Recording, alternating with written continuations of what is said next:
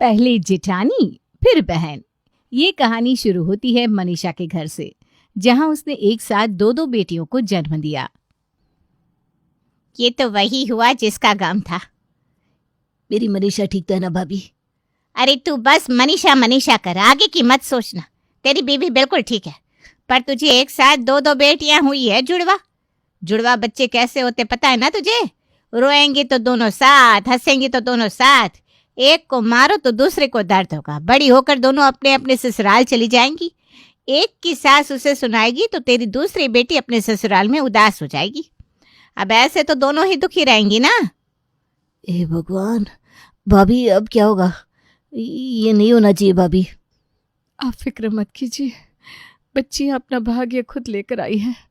हम कौन होते हैं टेंशन लेने वाले। धीरे धीरे वक्त बीतता जाता है। रंजू और मंजू बड़ी हो जाती है, पर नाम की राइमिंग के अलावा दोनों में कुछ भी कॉमन नहीं था।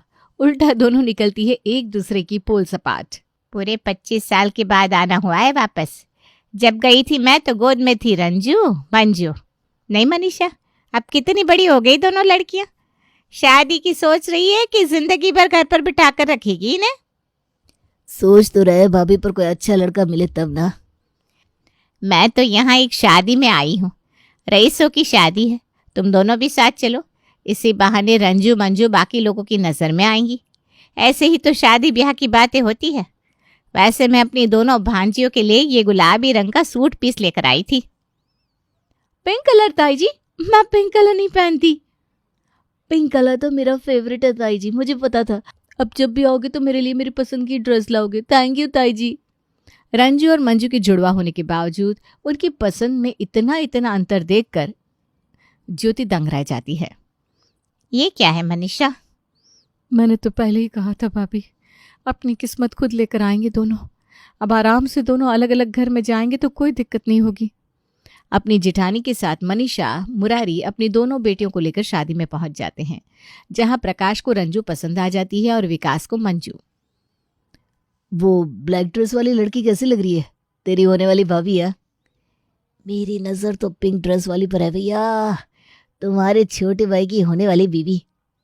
तू पटाएगा लड़की? अरे रहने दे भाई, लड़कियों के सामने मुंह तो खुलता नहीं तेरा।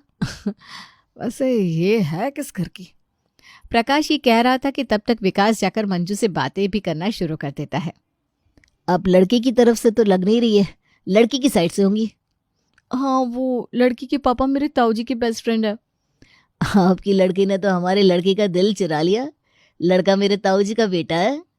यहाँ विकास और मंजू नंबर्स एक्सचेंज कर लेते हैं तो वहाँ प्रकाश और रंजू में भी बातें होने लगती है। नहीं नहीं, वो मेरी ताई दुबई में रहती है ना, 25 साल बाद लौटी हैं, उन्हीं की गेस्ट हैं हम।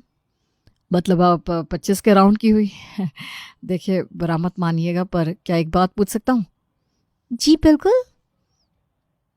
मेरे घर वाले मेरे लिए लड़की देख रहे हैं। आपकी भी तो एज है, अगर आप बता पाते कि आपके पेरेंट्स कहाँ हैं तो मैं अपने पेरेंट्स से उन्हें मिला देता। यहाँ प्रकाश अपने पेरेंट्स को लेकर रंजू मंजू के पेरेंट्स के पास जाता है तो वहाँ विकास भी अपने पेरेंट्स को ढूंढता हुआ वहीं पहुंच जाता है। देखिए कैसा इत्तेफाक है, प्रकाश के लिए मैं लड़की ढूंढ रही थी और विकास के लिए भी मिल गई। दोनों को एक ही घर की लड़कियां पसंद आ गई, वरना मेरे प्रकाश को कोई लड़की जच ही नहीं रही थी। सिर्फ एक घर की नहीं बहन जी, जुड़वा बहन है। पर दोनों में कोई सिमिलरिटी नहीं है। ये सब तो ऊपर वाला करता है। ऐसे ही इत्तेफाक से तो संजोग बन जाते हैं और अच्छे रिश्ते मिल जाते हैं, वरना सालों साल ढूंढने पर भी नहीं मिलते। एक ही घर में दोनों जाएंगी तो पता नहीं क्या उधम करेंगे। मुरारी प्रकाश और विकास के बारे में पता लगाता है और पता चलता है कि दोनों ही अच्छे लड़के हैं, परिवार भी अच्छा है। बस फिर क्या था, दोनों जुड़वा बहनों की शादी एक ही घर में हो जाती है। शादी की दूसरी ही सुबह रंजू 4 बजे उठकर ठंडे पानी से नहाकर तैयार हो जाती है। ये रजाई छोड़ो प्रकाश, इतनी गंदी हो रखी है, लाओ इसे मैं धो देती हूँ। कौन मेरी रजाई को खींच रहा है? गोली मार दूंगा।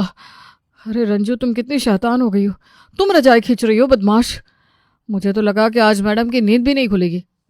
ये कहकर प्रकाश जैसे ही रंजू के गाल खींचने जाता है, गुस्से में रंजू कहती है, हाथ पीछे रखो अपने, नहा कर आ चुकी हूँ मैं। और तुम कितने गंदे हो, कितने गंदे हाथ है तुम्हारे। और ये तुम्हारा कमरा कभी साफ नहीं होता क्या? मैं रजाई धोने जा रही हूँ, तब तक तुम नहा कर आ जाओ। सुबह के 6 बजे कौन नहाता है यार? मेरी मम्मी खुद 8 बजे उठती है और मैं 6 बजे नहा कर आ जाऊं, सब पागल समझेंगे मुझे। तो ये भी शादी के पहले सोचना चाहिए था ना। शादी के पहले माँ, शादी के बाद बीवी। अब उठो और नहा कर आओ, वरना मेरा पारा चढ़ गया तो अच्छा नहीं होगा। क्या? ठीक है पापा, गीजर तो ऑन कर दो। इलेक्ट्रिसिटी से गर्म हुआ पानी शरीर के लिए कितना खराब होता है पता है तुम्हें? गर्म पानी स्किन को खराब करता है। नहाओगे तो तुम ठंडे पानी से ही। मैं भी तो ठंडे पानी से नहा कर आई हूँ, वो भी सुबह के 4 बजे। कुछ हुआ क्या मुझे? जम गई क्या मैं? अभी तो फिर भी 6 बज रहे हैं, सूरज भी निकल आया है। शादी में काली ड्रेस में दिखी खूबसूरत सी लड़की शादी के बाद इस तरह चुड़ैल बनकर सर पर सवार हो जाएगी, ये प्रकाश ने कभी नहीं सोचा था। उसका तो हालांकि सूख जाता है। जैसे तैसे ठंडे पानी से आधा अधूरा नहाकर प्रकाश अपने कमरे के बाहर आता है। कितनी प्यारी लग रही है मेरी बड़ी बहू।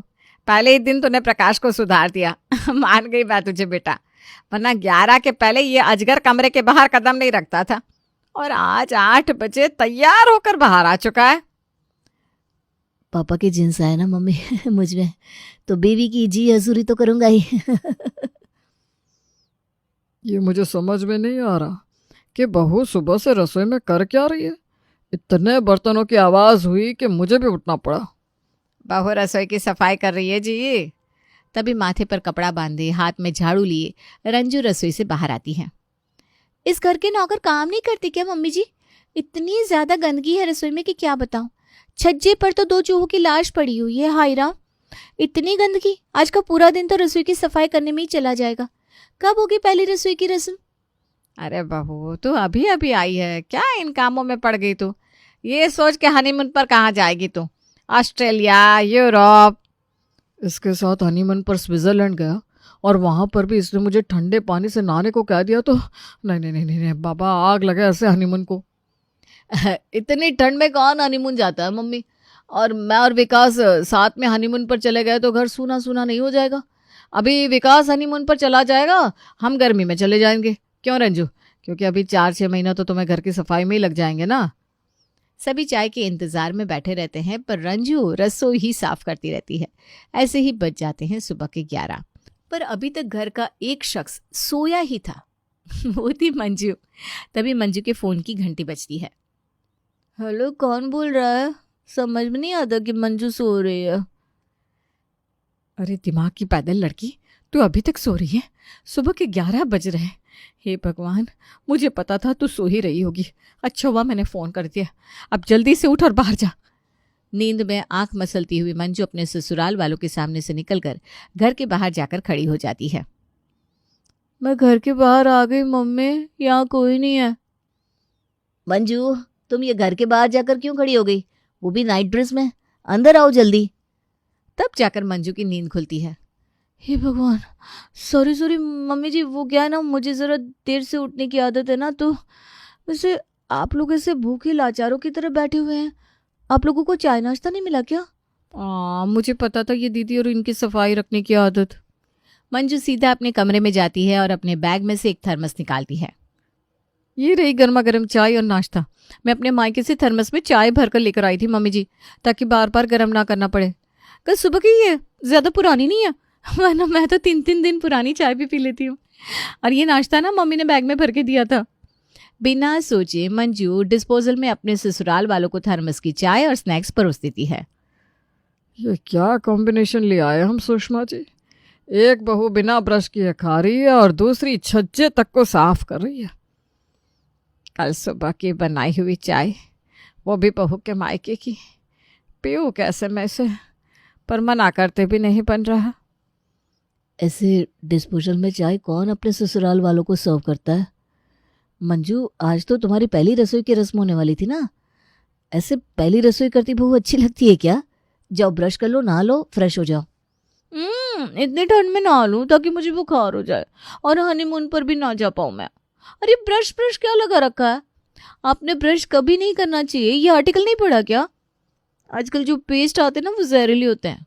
मुंह के सलाइवा में गुड बैक्टीरिया होते हैं जो डाइजेशन को अच्छा करते हैं, इसलिए ब्रश तो करना ही नहीं चाहिए।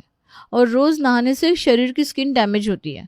परसों हल्दी थी, परसों नहाई थी ना मैं, अब रोज रोज नहाती ही रहूंगी क्या? ये थी सुषमा की 2 एंटिक बहुएं। एक दिन की बात है। एक दोपहर काफी देर तक एक ही पोजीशन में बैठे रहने के कारण सुषमा के घुटनों में दर्द आ जाता है। मेरा घुटना। अरे मंजू रंजू कहाँ हो दोनों? अपनी सास की आवाज सुनकर रंजू फौरन उनके कमरे में आती है। क्या हो गया मम्मी जी, आप ठीक तो है ना? इसीलिए कहती हूँ साफ सुथरा रहा कीजिए, सारी बीमारी ना गंदगी के कारण आती है। अभी आधे घंटे पहले ही तो नहा कर बैठी हूँ मैं बहू, अब और कितनी बार नहाऊं? वो तो बाल सुखाने के चक्कर में इंस्टाग्राम चलाने लग गई, उसी में बैठे बैठे घुटने बन गए। जरा तेल से मालिश तो करते हैं। आधे घंटे पहले नहाने के बाद अब वही फोन चला रही है मम्मी जी, जिसे लेकर आप बाथरूम चली जाती है। अब ऐसे में मैं आपको कैसे तेल लगाऊं? 5 मिनट लगेंगे, एक ठंडे पानी का शाल लेकर आ जाइए, फिर मैं तेल लगा देती हूँ। कोई जरूरत नहीं है, जा तू मंजू को भेज दे, मंजू लगा देगी मुझे तेल। रंजू जाकर मंजू को अपनी सास के कमरे में भेजती है। बाप रे बाप मम्मी जी, आपके पैर कितने ठंडे हैं, अभी भी नहा कर आई हैं क्या आप? हाँ अभी आधे घंटे पहले नहा कर आई हूँ बहू। बस कर दी ना बात आपने, कम से कम 4-5 घंटे तो आपके शरीर को गर्म होने में लग जाएंगे मम्मी जी। मैं हीटर चालू करके रूम बंद करके चली जाती हूँ। एक बार आपके शरीर में गर्माहट आ जाए ना, उसके बाद आती हूँ मैं, फिर तेल लगा दूंगी। कोई ज़रूरत नहीं है मेरी जान की दुश्मन बनने की, मैं खुद ही अपने घुटनों में तेल लगा लूंगी, जाओ। एक सुबह दुकान जाने के लिए जैसे ही विकास नहाने के लिए जा रहा था, बंदर टोपी के साथ 2-2 स्वेटर पहनने के बाद भी रजाई ओढ़ी हुई मंजू कहती है, फिर नहाने जा रहे हो तुम? देख लो ये नहाने के बाद ना फिर मेरे गाल को टच वच मत करना, क्योंकि मुझसे बर्दाश्त नहीं होगा। बार बार नहा लेते हो इतनी ठंड होती हुई भी। बार बार? दिन में एक बार तो नहाएगा ना इंसान, इसमें बार बार क्या हो गया? कमरे में हीटर चालू है, मैं नहा कर भी आऊंगा ना तो शरीर तो गर्म ही रहेगा मेरा, और गाल छू दूंगा तो बर्फ से जम जाओगी क्या तुम? हाँ और नहीं तो क्या, बिस्तर के बीच में ये पिलो लगा रही हूँ। अब तुम उधर सो गया और मैं इधर, समझ में आई बात? यहाँ विकास की बीवी उसे एक बार नहाने पर 10 बातें सुना रही थी, तो वहाँ रात के 11 बजे रसोई का सारा काम निपटाने के बाद रंजू अपने कमरे में आती है और इतनी ठंड में ठंडे पानी का शावर लेने चली जाती है। अरे मर जाओगी तुम रंजू, समझ में आ रहा है तुम्हें? 5 डिग्री टेम्परेचर है बाहर, 5 डिग्री। इतनी ठंड में कम से कम गीजर के पानी से तो नहा लो। मुझे मत बताओ मुझे क्या करना है क्या नहीं, मैं शैम्पू कर रही हूँ, डिस्टर्ब मत करो मुझे। और हाँ, बिस्तर के बीच में पिलो लगा दो, इतने गंदे आदमी के साथ मुझे नहीं सोना, और तुम्हें अगर मेरे साथ सोना है तो तुम्हें रात को नहाना ही पड़ेगा। अगली सुबह रोज की तरह सुषमा का परिवार नाश्ते के इंतजार में बैठा था। अभी मेरी काम वाली रहती तो वही रोटियां बनाकर खिला देती हमें, पर बहू ने काम वाले को भी निकाल दिया, मैं ही जा रही हूँ रसोई में। हाँ सुषमा जी जाइए, इसी बहाने नाश्ता तो मिलेगा हमें। गुस्से में सुषमा खुद ही नाश्ता तैयार करने रसोई में जाने लगती है। अरे मम्मी जी ये क्या किया आपने? गीले फर्श पर पैर रख दिया, अभी तो पोछा लगाया था मैंने, फर्श का पानी सूखने तो देती आप। नाश्ता बना रही थी ना मैं, पता नहीं कितनी भूख लगी रहती है आप सबको। अब बस बहुत हुआ, इस ड्रामा को खत्म करना ही पड़ेगा मुझे। गुस्से में सुषमा सीधा अपनी समधन को फोन लगाती है। बहुत बड़ा धोखा किया है आपने समधन जी हमारे साथ, इन लड़कियों को आप जुड़वा बहनें कहती हैं। अरे भाई एक दिन है तो एक रात, एक दोपहर है तो एक शाम, एक रात के 2 बजे नहाती है और दूसरी 2-2-3 तक नहाना ही नहीं चाहती। एक की सफाई खत्म नहीं होती कि खाना बने, और एक 4-5 दिन पुराना खाना हमारे सामने लाकर रख देती है। जीना हराम हो गया है हमारा इन दोनों लड़कियों के साथ। और सिर्फ मेरा क्या, मेरे बेटों का भी क्या, हनीमून जाएंगे दोनों, बिस्तर के बीच में पार्टीशन लगा कर रखती है, कैसे सो गए मेरे बेटे। बोलना तो नहीं चाहिए समधन जी, उस दिन शादी पर खुद आपके बेटे मेरे बेटियों के पीछे आए थे, मेरी बेटियां तो नहीं गई थी उनके पीछे। अब जो हुआ छोड़ दीजिए, प्याज की परतें उतारेंगी तो बदबू ही आएगी। हमारे यहाँ तो नियम है, एक बार बेटी की शादी हो गई फिर तो पराई हो गई, तो अब कुछ भी हो वो आपकी ही है। अपनी समधन से बात करने के बाद 2 दिन तक सुषमा किसी से कुछ नहीं कहती और चुपचाप एक ही जगह बैठी रहती है। अचानक उसे चक्कर आ जाता है, पूरा घर भागकर सुषमा को डॉक्टर के पास ले जाता है, जहां डॉक्टर को बीमारी का कोई पता ही नहीं चलता। लड़ो लड़ो, लड़ती रहो तुम दोनों आपस में। अगर तुम दोनों के कारण मेरी मम्मी को कुछ हुआ ना तो मैं किसी को नहीं छोड़ूंगा। सच में तुम दोनों के ड्रामा के कारण घर में ना सही से खाना होता है ना मम्मी की सेवा। अगर मम्मी ठीक नहीं हुई तो हमारा अलग होना पक्का है। और ये सुनते ही देवरानी जिठानी एक होकर मंदिर में अपनी सास के ठीक होने की मन्नतें मांगने लगती है। एक मंदिर के बाहर उन्हें मिलते हैं साधु महाराज। मेरी सास की तबीयत बहुत खराब है पापा, आप उन्हें ठीक कर दीजिए। हाँ बाबा प्लीज। ठीक है, तुम्हारी सांस ठीक हो जाएगी, पर उसके लिए तुम दोनों को खुद को बदलना होगा। कोई ऐसी आदत जो तुम दोनों में बहुत ज्यादा है उसे कम करना होगा। ऐसी आदत मुझ में है बाबा, आपको तो सब पता है, आप तो अंतर्यामी है। मैं समझ गई, मुझे क्या करना है। रंजू मंजू हॉस्पिटल में अपनी सास के पास जाकर उनके पैर पर बैठ जाती है।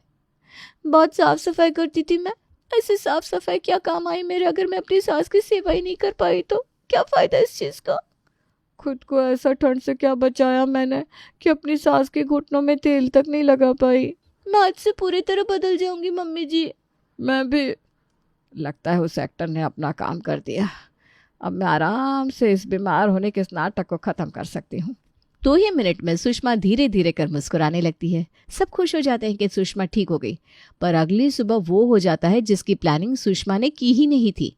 आज रंजू 9 बजे तक नहीं उठी थी और मंजू पहले ही रसोई में थी। चलो अच्छा है, लगता है दोनों बदल गई, अब सब ठीक होगा। लगता है आपकी बीमारी का गहरा असर पड़ा है दोनों पर। नहीं पापा, गहरा नहीं, बहुत गहरा। कभी ना नहाने वाली मंजू सुबह से 2 बार नहा चुकी है, सुबह से रसोई साफ करी है। क्या?